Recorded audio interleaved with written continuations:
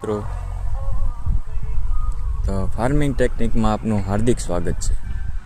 આંબાવાડીમાં આપણે અત્યારે મોર આવી ગયા છે, તેનો ફાલ સરસ બેસી ગયો છે।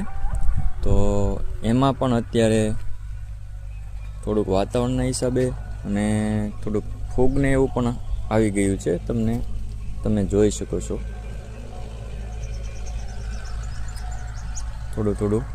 તો એક તો ફૂગને એ આવે તો શું કરવાનું, પ્લસ અમુક ઝીણી કેરીઓ થઈ ગઈ હોય છે, નાની ખાખટી ટાઈપ થવા માંડી હોય છે, પણ એમાં ખરવાની પણ સંભાવના રહેલી હોય છે અથવા પીળાશ પડી જાય છે।